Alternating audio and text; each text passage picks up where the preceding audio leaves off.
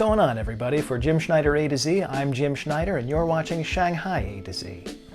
It's the show with hot topics about Shanghai and an even hotter host. Today we're talking about the Shanghai Bund.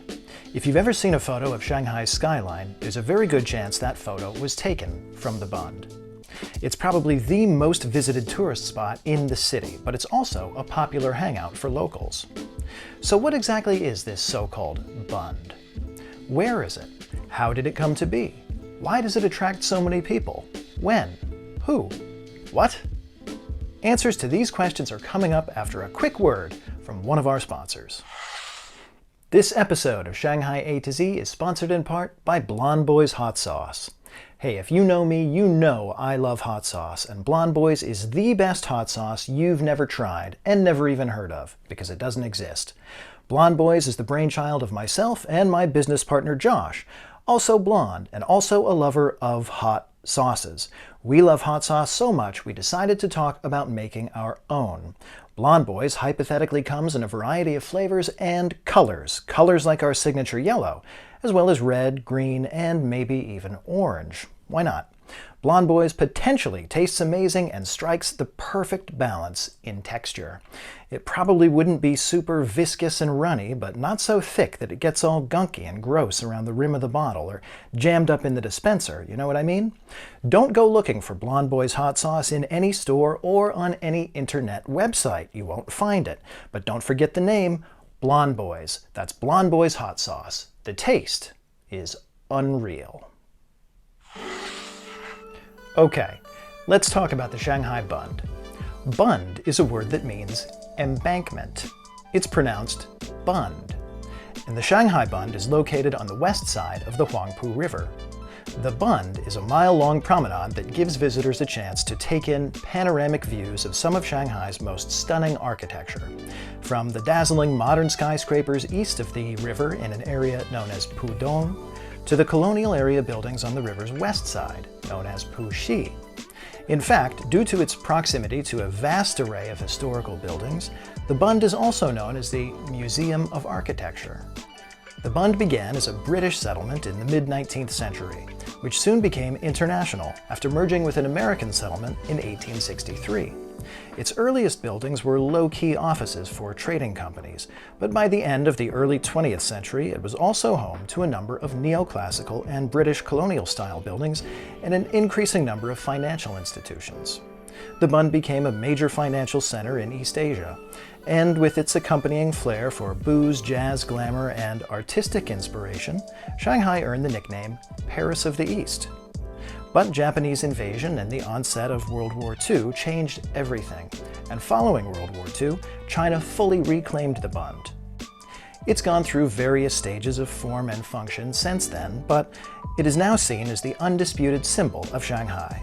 Going to Shanghai without visiting the Bund is like going to Paris and skipping the Eiffel Tower, or traveling to the Northern Territory in Australia and not going to its southern desert region known colloquially as the Red Center. Crikey! Who could imagine doing such a thing? One of the best times to visit the Bund is early in the morning, when Shanghai locals are there doing their thing.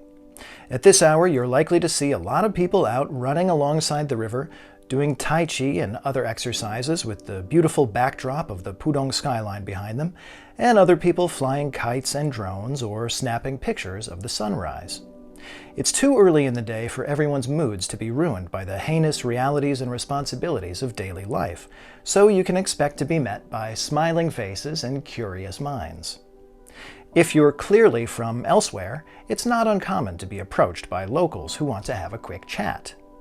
Since I have blonde hair, blue eyes, and skin the color of a marshmallow that's been dipped in milk and cast into the freshly fallen snow, I've been approached by many an inquisitive local. "What are you doing in China?" they tend to ask. "How long have you been here? What do you do for a living? Are you married? Why aren't you married? Do you even have a girlfriend? Why don't you at least have a girlfriend? Look at you, you're so handsome and you have such a great personality and clever sense of humor. You're such a joy to talk to. What is this world coming to?" If you hit the Bund during the day, and your skin is as sensitive as mine, Be sure to pack your SPF Infinity sunscreen or bring an umbrella, as there's not much shade to be found. You will find, mercifully, lots of places to buy cold or outdoor temperature drinks. Daytime trips to the Bund grant you an opportunity to wander along the waterfront and soak up the atmosphere, or browse the displays inside a small Bund museum, or even venture across the river in a futuristic and slightly scary underground sightseeing tunnel. It's mostly geared towards children, but adults might be startled as well by the ticket prices. The most popular time to visit the Bund is just before sunset. Huge crowds form in anticipation of the splendid light show that awaits them when the sun goes down and the skyscrapers and historical buildings around them illuminate the night sky on the horizon. It really is magnificent, and no matter how many pictures you've seen or how many times you've been there, it never ceases to amaze. Unless you're the type of person who's not impressed by the marvels of history or the wonders of the modern age. In which case, you should really talk to someone about that. Or maybe snap yourself out of the doldrums with an adventurous activity provided by our very real sponsor, Ascendia Sports. My aforementioned friend and pretend business partner, Josh, really is a legitimate businessman, and he wants to get you high. No, not like that. Ascendia Sports deals in adventure sports, allowing you to book activities and adventures like paragliding, rafting, bungee jumping, and more around the world.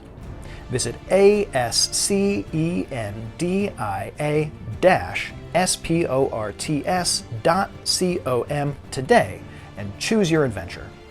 Go ahead and type it into your favorite World Wide Web browser right now, or copy and paste from the link in the description.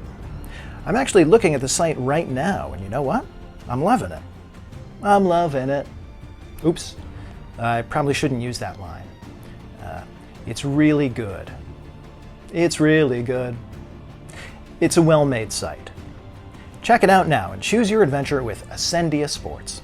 And while you're booking, don't forget to select Jim Schneider A-Z in the How Did You Find Us section, because that's what all the cool kids are doing.